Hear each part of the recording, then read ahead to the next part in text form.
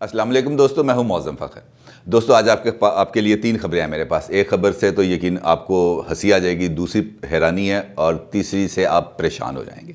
لیکن سب سے پہلے آغاز کرتے ہیں ہنسی کی خبر سے۔ ہنسی کی خبر یہ ہے کہ پنجاب کے چیف منسٹر عثمان بزدار نے کہا ہے کہ 2.5 سال کے میرے دور اقتدار کے اندر کوئی سکینڈل سامنے نہیں آیا۔ یار آپ کچھ کریں گے تو سکینڈل سامنے آئے گا، جب کرنے ہی کچھ نہیں تو سکینڈل کس چیز کا؟ لاہور گندگی کا ڈھیر، ہر جگہ پر آپ کو کوڑا کرکٹ نظر آئے گا۔ کراچی پہ تنقید کرتے تھے چیف منسٹر، سندھ پر تنقید کرتے تھے کہ وہاں پہ ڈھیر ہیں، اگرچہ انہوں نے بھی کوئی زیادہ اس پر کام نہیں کیا، لیکن اب تو پنجاب اور خاص طور پر لاہور تو اس سے بہت آگے کی چیز بن گیا۔ اور ڈیفینیٹلی آپ کی کارکردگی کون سا میگا جو آپ نے وہ جو ہے پروجیکٹ لانچ کیا پنجاب کے اندر، کون سا ایسا کام اب تک آپ کر چکے ہیں 2.5 سال کے اندر جس کا آپ کریڈٹ لے سکیں؟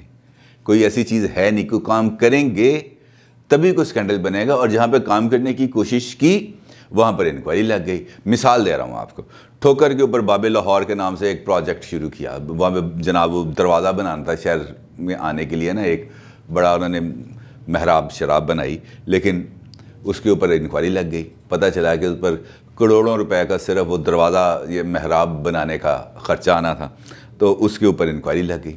دوسرا ایک ہوٹل بن رہا تھا، اس ہوٹل پہ شراب کا پرمٹ سائن کر دیا، اینٹی کرپشن میں آج بھی انکوائری لگی ہوئی ہے، ختم نہیں ہوئی۔ سب سے بڑھ کر سردار عثمان بزدار صاحب، آپ نے اس قوم پر جو ظلم کیا وہ ہے چینی۔ اگر آپ چینی کی ایکسپورٹ کی اجازت نہ دیتے اور نہ اس کو سبسڈی دیتے تو آج پنجاب کے اندر چینی کی یہ حالت نہ ہوتی۔ اور اس میں بیٹھے ہوئے تھے آپ کے ساتھ، بالکل ساتھ، ہاشم جوان بخت صاحب جو خسرو بختیار صاحب کے بھائی ہیں، اور اس وقت پنجاب اور مرکز میں دونوں کے اندر بڑی زبردست وزارتیں ہیں دونوں کے پاس۔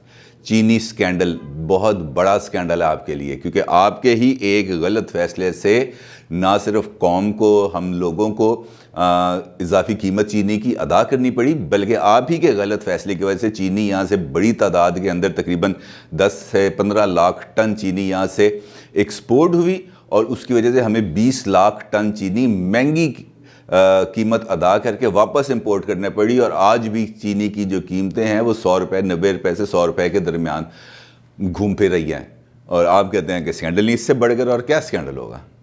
پھر آپ کہتے ہیں کہ جناب میرا سکینڈل کوئی نہیں ہے، اب اور کہاں سے سکینڈل بنایا؟ آپ سے تو ابھی تک اپنی معاون خصوصی برائے اطلاعات و نشریات ہی آپ کے قابو میں نہیں ہیں، تو باقی کام آپ نے کیا کرنے ہیں؟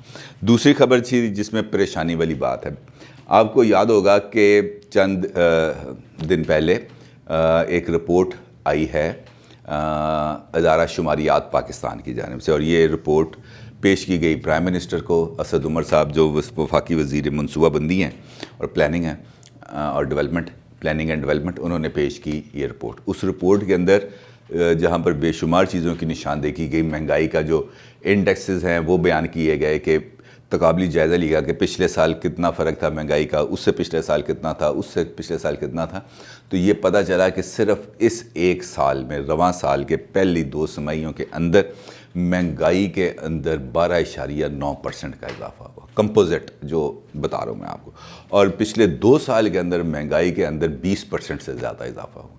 تو اب اندازہ کر لیں کہ اس وقت ہماری سچویشن کیا بن رہی ہے۔ لیکن جو رپورٹ کا جو نقطہ سب سے امپورٹنٹ تھا وہ یہ تھا کہ تقریباً 2 کروڑ افراد اس عرصے کے اندر، جس عرصے کے اندر حکومت موجود ہے، نوکریوں سے ہاتھ دھو بیٹھے ہیں، بے روزگار ہو چکے ہیں، اور 2 کروڑ نوجوانوں کے، افراد کے بے روزگار ہونے کا مطلب ہے کہ 2 کروڑ خاندان متاثر ہوئے ہیں۔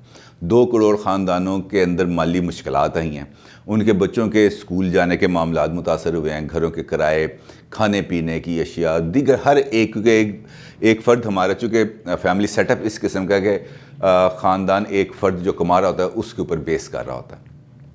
جب ایک فرد بے روزگار ہوتا ہے تو اس کا مطلب ہے اس کا پورا خاندان جو اس کے ساتھ وابستہ ہے، اس کے ماں باپ، بہن بھائی، بیوی، بچے، وہ سب اس کرائسس کے لپیٹ میں آ جاتے ہیں، اور جب وہ کرائسس کی لپیٹ میں آتے ہیں تو پھر اس کے بعد ڈیفینیٹلی پورا سسٹم ہل کے رہ جاتا ہے۔ سفید پوش طبقہ وہ تو باہر نکل کے شور بھی نہیں مچا سکتا، سفید پوش طبقہ جو ہے وہ تو باہر نکل کے اپنے احساس پروگرام کے اندر اپلائی بھی نہیں کر سکتا۔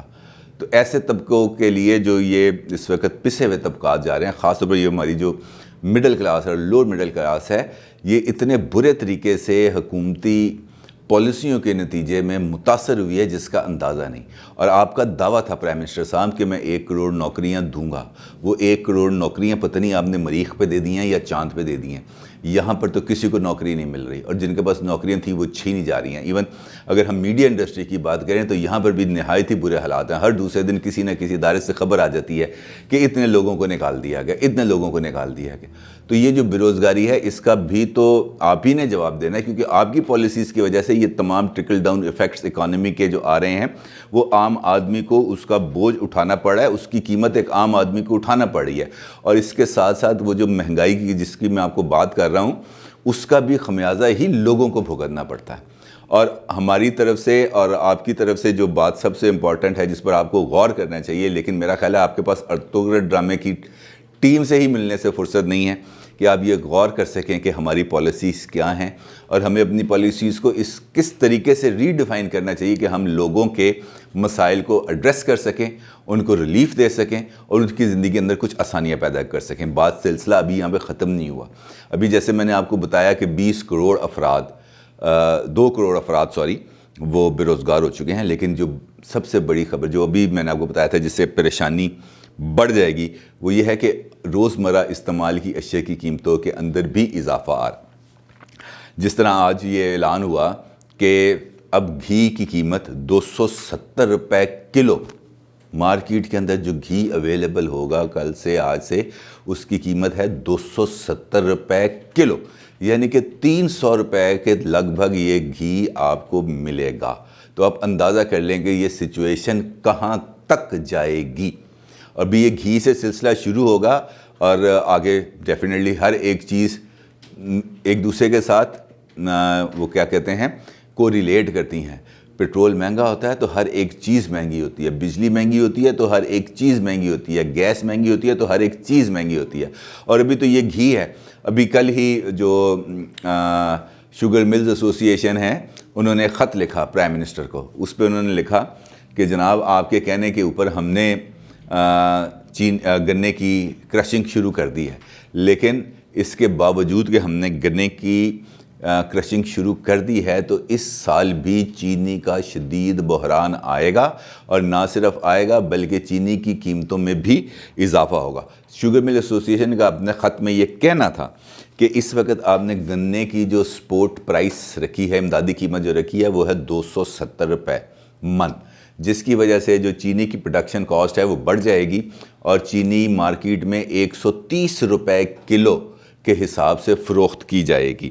اگر اس کا تھوڑا سا تقابلی جائزہ لیں تو اس وقت پاکستان کے اندر مجموعی طور پر 55 لاکھ ٹن چینی پیدا ہوتی ہے, جو ملکی ضروریات سے 5 لاکھ ٹن زیادہ ہے, یعنی کہ ملکی ضروریات ہے چینی کی 50 لاکھ ٹن, اور اس میں سے جو 5 لاکھ ٹن ہے وہ ایکسپورٹ کی جاتی ہے. اور وہ ایکسپورٹ کرنے کے لیے بھی کیونکہ شوگر ملز ایسوسی ایشن کو اس کو سبسڈی دی جاتی ہے تاکہ وہ انٹرنیشنل مارکیٹ پر جو کمپٹیشن ہے اس کے ساتھ میٹ کر سکیں. تو ان کو گنا بھی دیا جاتا ہے, ان کو ایکسپورٹ کرنے کے لیے سبسڈی بھی دی جاتی ہے, لیکن لوگوں کو چینی پھر بھی سستے داموں میسر نہیں ہوتی. کیونکہ پچھلے سال جس طرح میں نے ابھی آپ کو بتایا ان کی کارکردگی سردار صاحب کی, عثمان بزدار صاحب کی, کہ انہوں نے روک دیا فیڈرل گورنمنٹ نے کہ آپ چینی ایکسپورٹ نہیں کریں گے. انہوں نے چینی ایکسپورٹ کرنے کی نہ صرف اجازت دی بلکہ ان کو پیسے بھی دے دیے. چینی ایکسپورٹ ہو گئی. جب چینی ایکسپورٹ ہو گئی تو پھر یہاں پہ چینی کا شارٹ فال آ گیا, کیونکہ چینی نہ صرف ایکسپورٹ بھی ہوتی ہے بلکہ افغانستان سمگل بھی ہو جاتی ہے. جب وہ شارٹ فال آ گیا تو اس کے بعد یہاں پہ قیمتیں بڑھنا شروع ہو گئیں. قیمتیں بڑھنا شروع ہوئیں تو حکومت کے ہاتھ پاؤں پھول گئے, کیونکہ وہ تو کہتے ہیں ہمیں تو صحیح اعداد و شمار ملتے ہی نہیں ہیں. ہاتھ پاؤں پھولے تو انہوں نے کہا جی چینی ایکسپورٹ کر لو. اس کے اوپر بھی پھر بیوروکریسی نے اپنا رول ادا کیا, شوگر ملز ایسوسی ایشن نے اپنی کہانی گھڑی. جو ایکسپورٹ کا ٹائم تھا وہ نکل گیا. اس کے بعد پھر انہوں نے مہنگے داموں چینی کو امپورٹ کیا, جس کی وجہ سے آج ہمیں چینی کا یہ کرائسس ہے.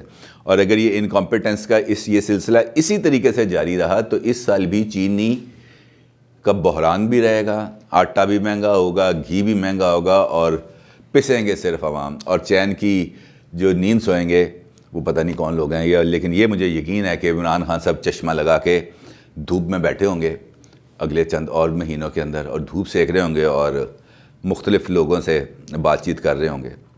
باقی وہ آپ کو پہلے بھی ایک دفعہ میں نے یہ مثال دی تھی کہ جب روم جل رہا تھا تو نیرو چین کی بانسری بجا رہا تھا، تو ہمارا نیرو بھی اب لگتا ہے کہ اس کو بانسری بجانے سے فرصت نہیں ہے، چاہے پورا پنڈ سڑ جائے، انہوں نے کوئی پرواہ۔